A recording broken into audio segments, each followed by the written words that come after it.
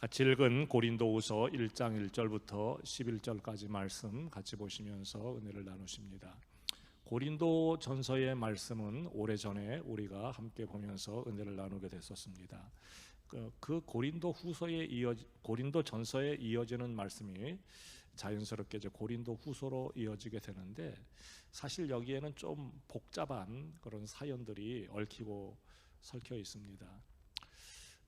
바울이 고린도만큼 신경을 많이 썼던 지역도 없는 것 같습니다. 또 고린도에 있는 성도들만큼 바울이 또 관심을 가졌던 성도들도 많지 않은 것 같습니다. 물론 바울이 가서 복음을 전한 많은 지역이 있고, 또 그가 전한 복음으로 많은 사람들이 예수님을 믿게 됐는데, 그러다 보니까 다 이제 그 각각의 지역마다 애정이 있고 관심이 있었겠죠. 그런데 특별히 그 가운데서도 고린도는 바울이 특별한 관심을 가지고 있었던 곳 중에 하나였고, 그리고 특별히 또 여러 가지로 많이 염려하게 되었던 곳이 고린도 교회였었다는 것입니다. 좀 좋은 쪽으로 그랬으면 좋겠는데 그렇지 못해서 좀 문제였던 것 같습니다.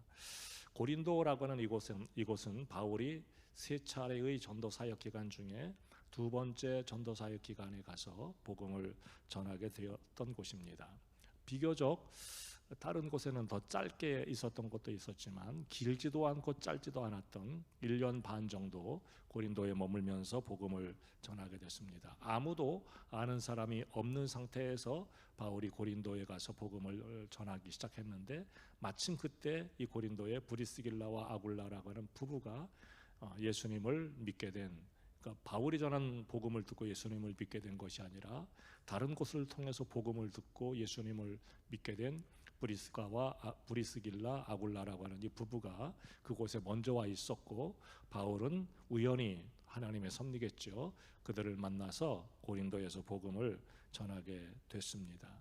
그리고 이제 바울이 고린도를 떠나게 되었는데 3차 전도 기간에 바울이 아테네라고 하는 곳에 아테네가 아니죠, 에베소라고 하는 곳에 머물러 있게 될 때 고린도 성도들에게 편지를 보내게 된 것, 그게 바로 고린도 전서라고 얘기를 할 수가 있습니다. 여러분들이 기억하고 계시겠지만 고린도라고 하는 이 지역은 경제적으로 굉장히 잘 사는 지역이었습니다. 상업의 어떤 중심지 역할을 했었기 때문에 문물이 모이고 이곳을 통해서 문물이 또 이렇게 여러 곳으로 전달되는 그런 아주 굉장히 중요한 상업의 요충지였었기 때문에 이 고린도라고 하는 이곳은 경제적인 수준이 굉장히 높았던 지역입니다. 잘 사는 사람들이 많았던 것이겠죠. 잘 사는 사람들이 많다 보니까 이제 그곳에 많은 학자들이 또 모여들게 됩니다. 학자들이 모여들다 보니까 고린도에서 돈이 있는 사람들은 그 유명한 학자들에게 자기의 자녀들의 공부를 맡겨서 이 고린도라고 하는 지역은 경제적으로도 수준이 높을 뿐만이 아니라 지식적으로도 굉장히 좀 수준이 높았던 그런 지역이었습니다.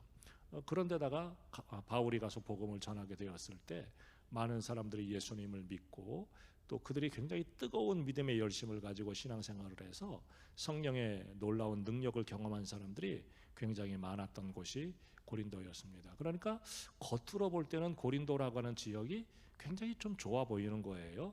경제적인 수준도 높지요, 지적인 수준도 높지요. 거기다가 신앙의 열심도 있어서 성령의 은사와 능력을 굉장히 많이, 신비한 은사의 체험을 많이 하게 됐었죠. 근데 이 고린도라고 하는 곳에 보이지 않는 문제들이 사실은 있었다는 겁니다. 겉으로 볼 때는 굉장히 그 믿음이 좋아 보이고 열심히 있고 뜨거운 믿음 같았는데, 근데 이 고린도에는 몇 가지 문제가 있었던 것 우리가 잘 알고 있지 않습니까? 그게 뭐였었죠? 첫째는 고린도 교회 편이 갈라져서 갈등을 겪고 있었고 분열이 되어 있었다라고 하는 것을 우리가 잘 알고 있습니다. 어떤 사람들을 중심으로 분열이 됐었죠? 바울, 또 아볼로, 베드로, 이런 사람들을 중심으로 편이 갈라져 있었습니다. 아니, 바울이 내 편 좀 대달라 이렇게 말했던 게 아니에요. 바울이 내 편 좀 대주십시오 그렇게 얘기했던 것도 아니고, 아볼로라고 하는 사람이 내 편 좀 대주십시오라고 그렇게 얘기했던 것도 아니에요. 바울도 아볼로도 베드로도 자기 편을 만들었던 사람들이 아니에요. 그런데 사람들이 이 베드로를 중심으로, 바울을 중심으로, 아볼로를 중심으로 갈라져 버리게 됐다는 것이죠. 여러분, 바울이 고린도에 가서 최초로 복음을 전했던 사람이 바울이죠. 아직 하나님이 누군지 모르고 예수님이 누군지 모르는 이곳에 가서 복음을 전했던 사람이 바울이란 말이에요. 그러니까 바울이 전한 복음을 듣고 예수님을 믿게 된 사람들이 있었겠죠. 바울이 고린도를 떠난 다음에 누가 와서 하나님의 말씀을 전하고 가르쳤느냐 하면 아볼로라고 하는 사람이 와서 하나님의 말씀을 전하고 가르쳤어요. 어떤 사람은 또 나는 아볼로라고 하는 이분에게, 아볼로 선생에게 은혜를 받았다라고 해서 자기는 아볼로를 또 좋아한다. 그래서 아볼로 편이 있었고요. 바울도 아볼로도 나는 이 편이 아니라 예수님의 그 제자 중에 가장 선임이 되는 제자는 베드로 아니냐, 교회의 어떤 기초가 아니냐, 그래서 나는 베드로의 편이다 이렇게 생각하고 사람을 중심으로 편이 갈라져 있었다는 거예요. 중요한 게 뭐냐면 바울도 자기 편을 만들었던 게 아니고 아볼로도 자기 편을 만들었던 게 아니고 베드로도 자기 편을 만들었던 게 아니에요. 근데 사람들이 이렇게 나눠져 있었던 것이죠. 여러분, 왜 이렇게 나눠져 있었던 걸까요? 왜 나는 바울 편이다, 나는 왜 아볼로 편이다, 나는 왜 베드로 편이다, 왜 이렇게 편이 나눠져 있었을까요? 사람마다 성향과 취향이 다르기 때문에 그래요. 그럴까요, 안 그럴까요? 입맛도 각각인 것처럼 사람의 성향이나 취향도 각각이잖아요. 어떤 사람은 베드로가 자기 성향에 맞는 거죠. 베드로가, 나는 그래서 베드로 편이다, 난 베드로가 좋아, 난 베드로 편이야. 베드로가 자기 성향에 맞으니까. 어떤 사람은 바울이 자기 성향에 맞는 거예요. 난 우리 이 고린도 교회에는 우리 고린도 교회에는 바울도 있었고 아볼로도 있었고 뭐 여러 사람들이 있었지만 지도자들이 나는 바울이 좋아. 그런 사람은 무슨 성향이죠? 바울이 자기 취향의 성향에 맞는 사람이죠. 그러니까 바울 편이 되는 거죠.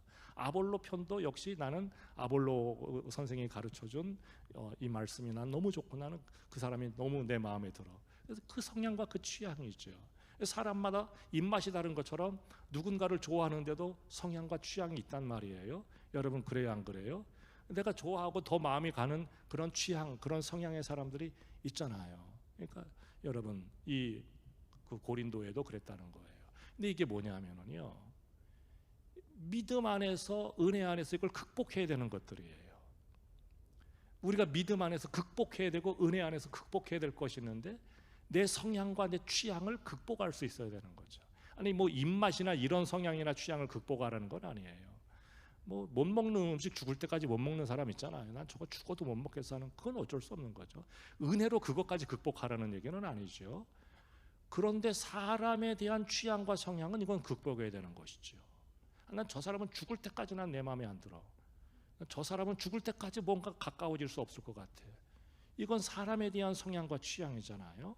이거는 우리가 은혜 안에서 극복을 해야 되는 것이죠. 근데 고린도 교회의 성도들은 이걸 몰랐던 것이죠. 그냥 내 마음이 가는 사람, 내가 더 끌리는 사람, 그 사람의 편이 되었던 거예요. 바울도 원치 않았던 거고 아볼로도 원치 않았던 거고 베드로도 원치 않았던 거예요. 더군다나 두말할 것도 없이 예수님께서는 더더욱이 원치 않으셨던 것이고요. 근데 그걸 극복하지 못하는 거예요. 하나님을 믿는다라고 하면서, 예수님을 믿는다라고 하면서, 내가 자기들이 또 성령의 놀라운 은혜와 능력을 경험했다라고 하면서 이 취향을 극복하지 못하는 거예요. 사람에 대한 취향을, 사람에 대한 어떤 자기의 성향을 극복하지 못하는 거예요. 그러니까 그것이 이 편이 갈라지고 갈등을 겪게 되는 이런 부작용으로 나타나게 된 것이죠. 중요한 거예요. 성향이나 취향과 관계없이 바울이 전하는 예수님, 아볼로가 전하는 예수님, 그리고 베드로가 전했던 예수님, 그 예수님이 중심이 돼야 되는 거죠. 바울이 중심이 되고 아볼로가 중심이 되고 베드로가 중심이 됐다는 건 누구를 잃어버리고 있다는 거예요? 지금 예수님 잃어버리고 있다는 거죠. 바울이 자기를 전했겠어요? 예수님을 전했겠어요? 예수님 전했죠. 아볼로가 자기 자신에 대해서 가르쳤겠어요? 예수님에 대해서 가르쳤겠어요? 예수님에 대해서 가르쳤겠죠. 베드로가 고린도에 갔다고는 보지 않는데 한 번도 보지 못했던 베드로가 자기 자신을 믿으라고 했겠어요? 예수님 믿으라고 했겠어요? 예수님 믿으라고 했겠죠. 여러분, 그러면 바울 편이다, 아볼로 편이다, 베드로 편이다, 이게 아니라 그들이 전한 예수님을 받아들이고 예수님 안에서 하나가 되어야 되는데 예수님은 잃어버리게 된 거죠. 예수님 잃어버리니까 나는 바울 편이다, 나는 베드로 편이다, 나는 아볼로 편이다, 그래서 편이 갈라지게 됐던 것이죠. 근데 이거는 굉장히 중요한 겁니다, 여러분. 굉장히 중요한 거예요. 오늘 우리들이 신앙생활 하는 데 있어서도 굉장히 중요한 거예요. 어떤 사람들은 여러분들의 제가 마음속에 들어가 보지 않아서 모르겠는데 어쩌면 여러분들이 박 목사님은 우리 담임 목사님은 내가 지금까지 봐왔는데 나하고는 취향이 안 맞는 것 같아.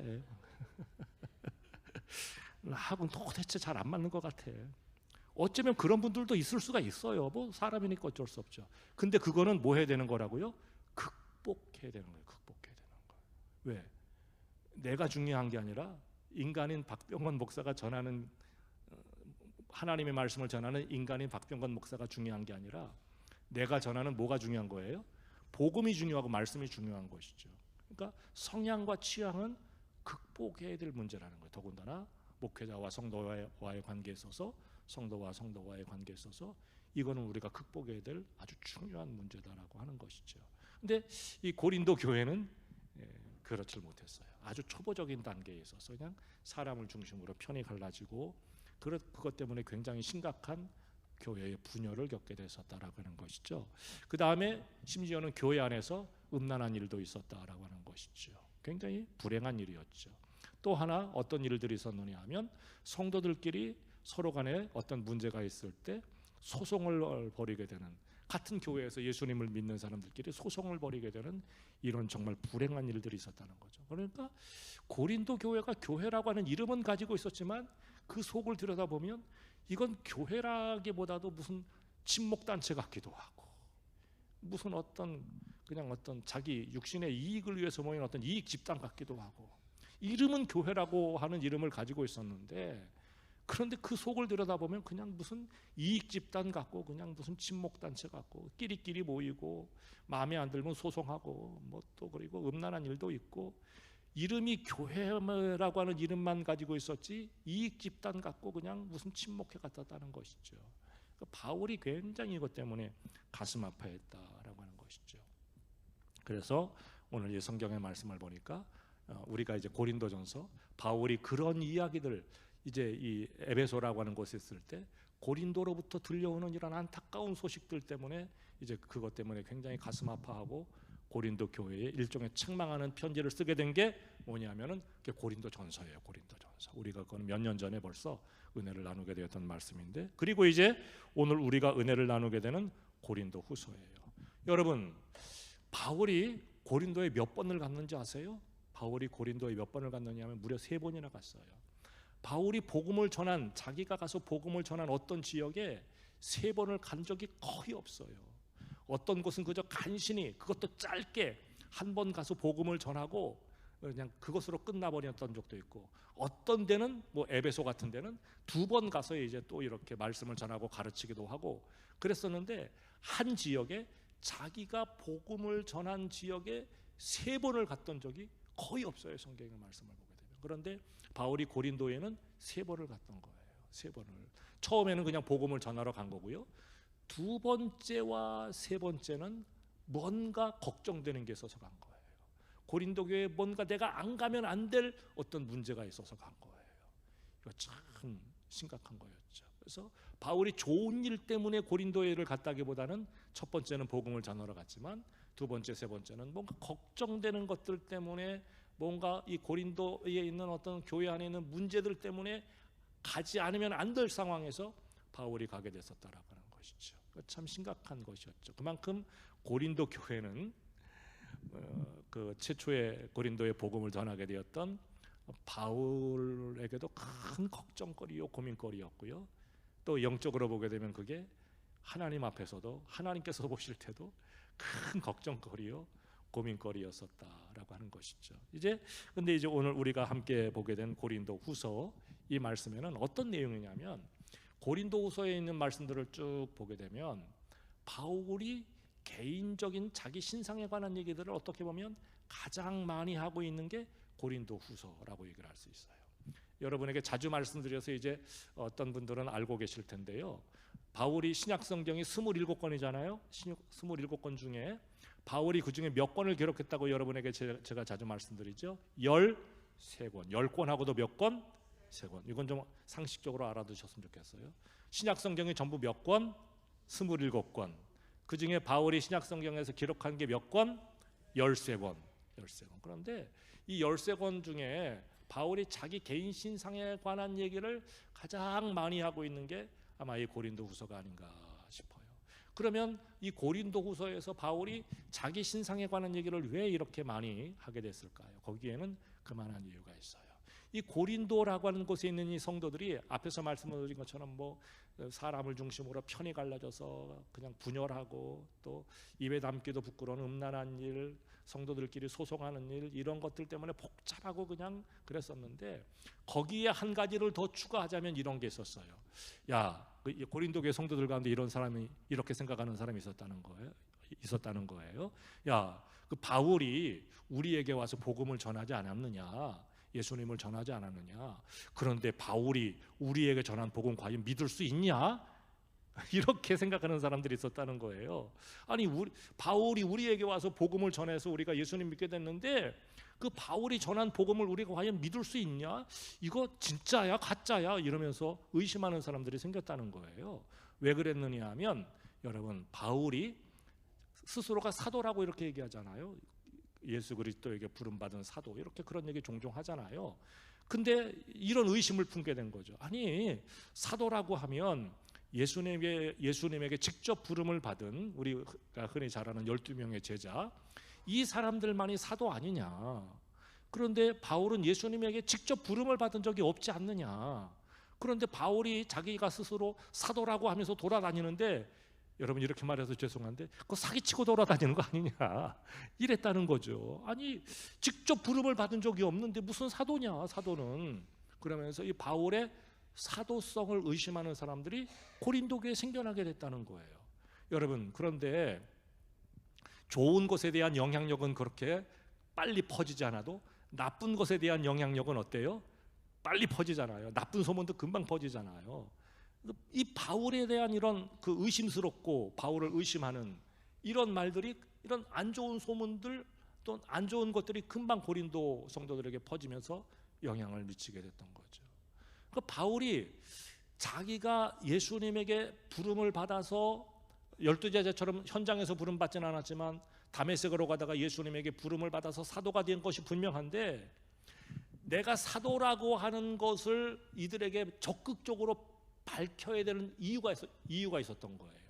내가 억울해서가 아니라, 아니 내가 사도인데 왜 사도가 아니라고 하느냐, 왜 나를 사기꾼처럼 취급하느냐, 내가 억울해서 그거를 자꾸 얘기하는 게 아니라 뭐 때문에 자기가 사도라는 것을 자꾸 밝히고 이렇게 얘기했느냐 하면, 자기에 대한 신뢰가 무너지면 뭐도 깨지는 거예요. 자기가 전한 복음에 대한, 예수님에 대한 이 신뢰도 깨져버리는 거죠. 그래서 바울은 고린도후서에서 아주 이걸 적극적으로 얘기를 하고 있는 거예요.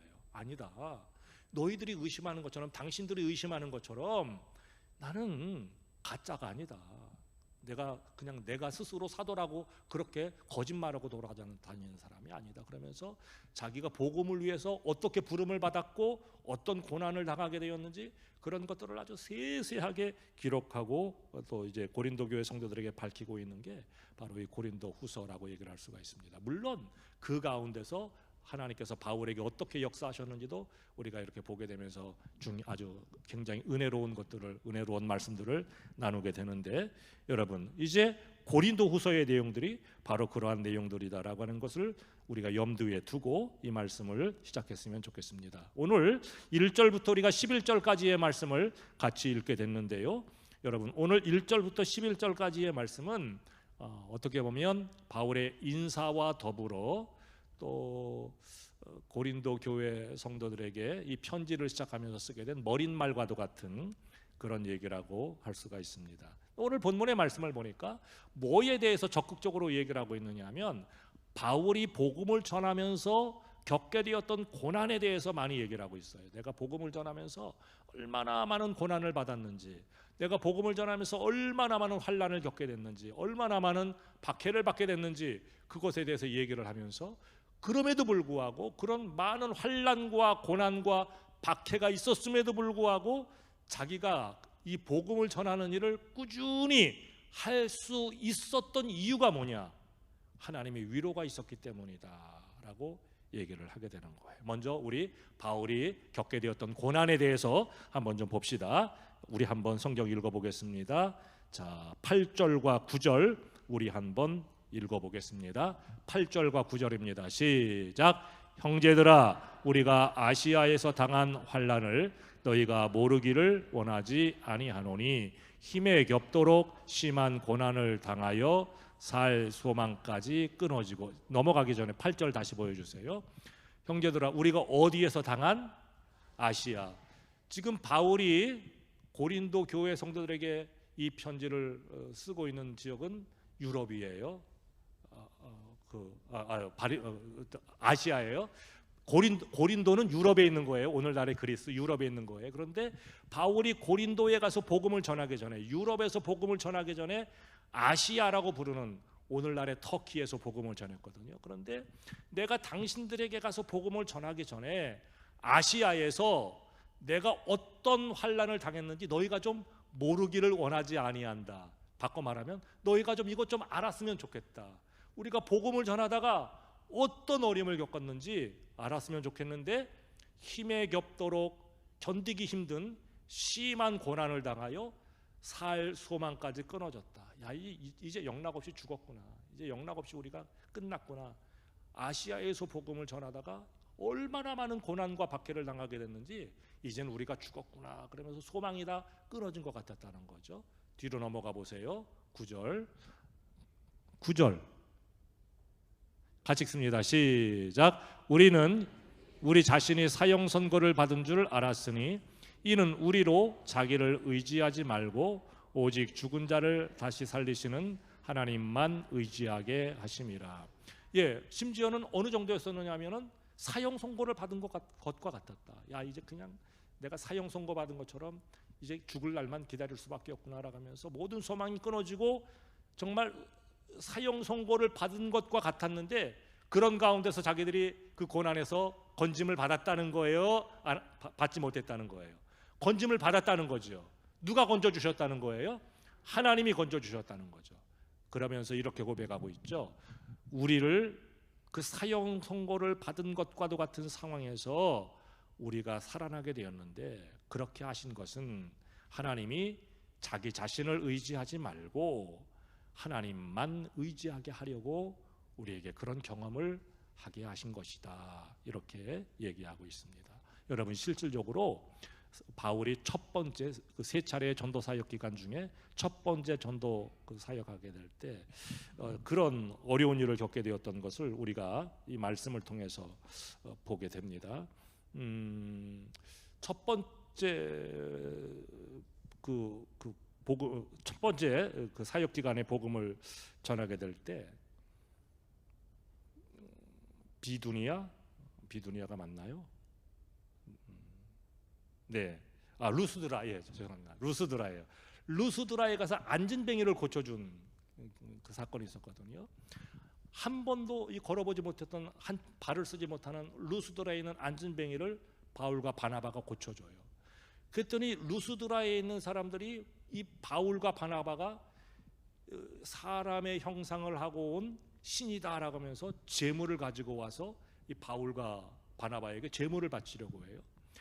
이 루스드라에서 바울과 바나바가 그런 일을 겪고 아니다, 우리도 당신들과 똑같은 사람이다, 우리에게 이런 능력을 주시는 분이 하나님이시다, 예수님이시다라고 하는 것을 전하게 되고 그 일로 말미암아 루스드라에서 많은 사람들이 예수님을 믿게 돼요.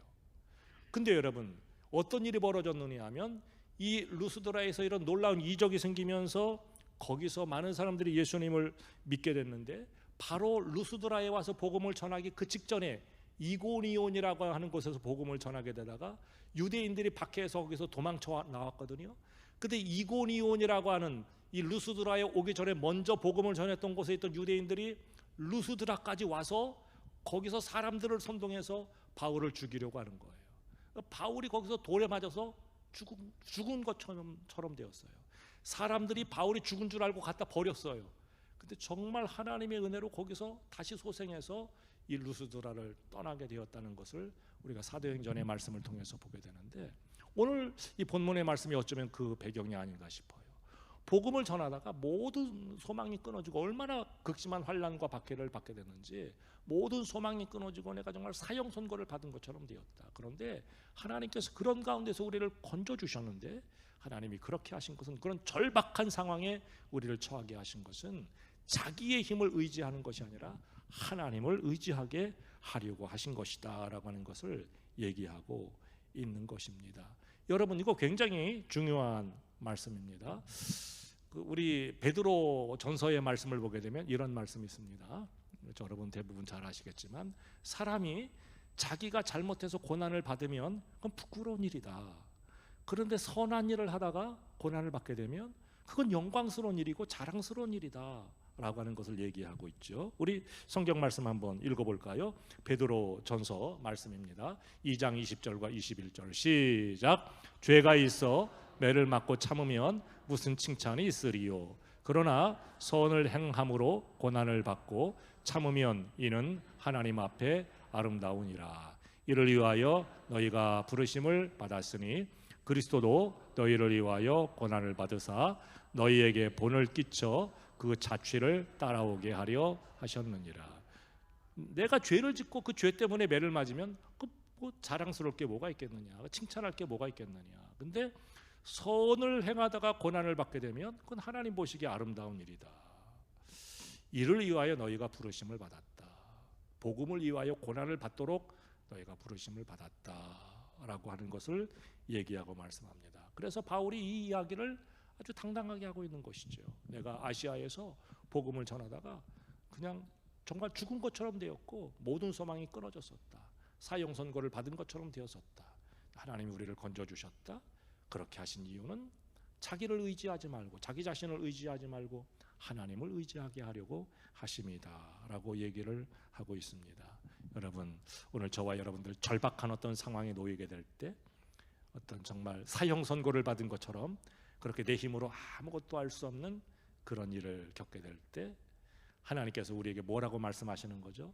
너 자신을 의지하지 말고 하나님을 의지하라고 하는 하나님의 사인이다, 하나님의 경고다 라고 하는 것, 저와 여러분들이 기억하고 하나님만 온전히 의지할 수 있는 그런 믿음의 사람들이 되시기를 주의 이름으로 축복합니다. 자, 그런데 오늘 본문의 말씀을 보면서 또 하나 우리가 기억할 것이 있습니다. 그런 환난 가운데서 하나님이 위로해 주셨다라고 하는 말씀을 하고 있습니다. 우리 한번 또 읽어보겠습니다. 4절 말씀 같이 읽어보겠습니다. 시작. 우리의 모든 환난 중에서 우리를 위로하사 우리로 하여금 하나님께 받은 위로로서 모든 환난 중에 있는 자들을 능히 위로하게 하시는 이시로다. 예.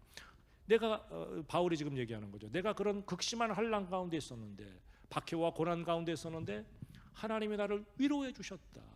그런데 하나님이 나를 그렇게 위로해 주신 것은, 내가 하나님의 일을 하다가 고난을 겪게 되었을 때 나를 긍휼히 여기셔서 하나님이 나를 위로해 주신 것뿐만이 아니라, 하나님으로부터 그런 위로를 받은 나도 다른 사람을 위로하게 하라고 그렇게 위로를 내게 주신 것이다 라고 하는 것을 오늘 4절에서 말씀합니다. 여러분, 이거 한마디만 하고 마치겠습니다. 위로라고 하는 말이 성경에 꽤 자주 나오는 말인데요, 근데 위로라고 하는 말이 어디에서 나오는 말인가 하면, 이 위로라고 하는 말이 돕다라고 하는 말에서 나온 것을 우리가 성경을 보면 알게 됩니다. 특별히 우리 신약 성경에 헬라어로 기록되어 있잖아요. 헬라어로 기록되어 있는데 돕다라고 하는 이 말에서 여러 가지 말이 나왔는데, 그 중에 하나가 위로라고 하는 말과 성령이라고 하는 말이 돕다라고 하는 말에서 나왔어요. 여러분에게 이렇게 말씀을 드리면 헬라어가 조금 익숙하지 않으시겠지만 이거 비슷한 말인데 라고 금방 알아들으실 텐데, 위로라고 하는 말이 헬라어로 뭐냐면요, 파라클레이시스예요. 잘 들어보세요. 위로라고 하는 말이 파라클레이시스, 성령이라고 하는 말이 헬라어로 파라클레이토스. 아주 비슷하지요. 그래요, 안 그래요? 파라클레이시스, 성령은 파라클레이토스, 아주 비슷해요. 헷갈리기 쉬운 말이에요. 근데 이게 파라클레이시스는 위로라고 하는 말, 파라클레이토스는 성령이라고 하는 말. 이 말은 돕는다라고 하는 파라클레오라고 하는 말에서 나왔어요. 여러분, 굉장히 중요한 건데요. 바울이 환난을 겪고 박해를 당하고 고난을 당하게 될 때 하나님의 위로가 함께 했다는 거예요. 근데 이건 다르게 말하면 어떤 거라고 얘기할 수가 있을까요? 성령이 그와 함께 하셔서 그를 도와주셨다. 그래서 그를 위로해 주셨다라고도 얘기를 할 수가 있는 것이죠. 여러분, 오늘 저와 여러분들도 마찬가지죠. 살 소망이 끊어지고 사형 선고를 받은 것처럼 막막하고 어찌할 바를 모르겠고 내가 할 수 있는 것은 아무것도 없는 것 같은 그때에 성령께서 우리를 위로해 주신다는 것이죠. 우리를 도와주신다는 것이죠. 여러분, 오늘 이 성경은 우리에게 바로 그것을 얘기하고 있는 줄로 믿습니다. 바울이 그것을 경험하고 지금 고린도 교회의 성도들에게 그걸 얘기하고 있어요. 소망이 다 끊어지고 내가 사형 선고를 받은 것과 같은 그때에 성령님이 나를 위로해 주셨다. 하나님이 나를 위로해 주시고 도와주셨다라고 하는 것을 3절과 4절을 통해서 고백하고 있는 것을 보게 됩니다. 여러분, 중요한 것은요, 저와 여러분들이 누군가를 위로해 주게 된다면 여러분들이 여러분 곁에 있는 여러분들의 곁에 있는 성도들을 또 누군가를 위로해 준다면 여러분들은 누구의 역할을 하고 있는 거예요? 여러분들이 여러분 곁에서 어려움을 당하고 있는 누군가를 위로해 주고 격려해 주고 도와주고 그런다면 여러분은 누구의 역할을 하고 있는 거예요? 성령님께서 주시는 은혜로, 그 성령님의 은혜로 그 역할을 하고 있는 거라는 거죠. 성령님이 고난을 당한 자, 낙심 중에 있는 자, 환난 당하는 자, 박해 당하는 자, 이런 사람들을 위로해 주시고 도와주시게 되는 것처럼 우리가 그 일을 하게 되는 것은 하나님의 일을 대신하게 되는 것, 성령님의 일을 대신하게 되는 것이다라고 하는 것을 오늘 이 하나님의 말씀을 통해서 우리들 모두에게 가르쳐주고 말씀합니다. 여러분, 오늘 우리에게 주시는 이 말씀을 기억하고 환난 가운데 놓여 있을 환난 가운데 있을 때라도 하나님이 이것을 통해서 하나님만 의지하게 하려고 하시는구나. 또 그 가운데서 하나님의 위로와 도우심이 나와 함께 하시는구나라고 하는 것들을 기억하며 새로운 힘을 얻고 소망 가운데 주님 바라보고 생활하는 우리 모두가 되시기를 주의 이름으로 축복합니다. 뿐만 아니라 성령님이 나를 그렇게 위로하여 주셨듯이 하나님이 나를 위로하여 주셨듯이 나도 그렇게 성도와 이웃을 위로할 수 있는 믿음의 사람들 다 되시기를 주의 이름으로 축복합니다. 기도하십니다. 하나님, 오늘 이 수요일 저녁에 우리를 주의 전에 인도하여 주시고 말씀 통해 은혜 나누게 하여 주시니 감사합니다. 주신 말씀 기억하며 하나님이 기뻐하시는 성도의 삶을 살아가는 우리 모두가 되게 하여 주옵소서. 환난 가운데 낙심하지 않게 하여 주시고 위로의 주님을 발견하게 해주시고 경험하게 하여 주옵소서. 주님이 어느 순간에나 나와 함께 하신다는 것을 확신하며 담대하게 믿음 안에서 살아가는 우리 모두가 되게 하여 주옵소서. 예수님 이름으로 기도하옵나이다. 아멘.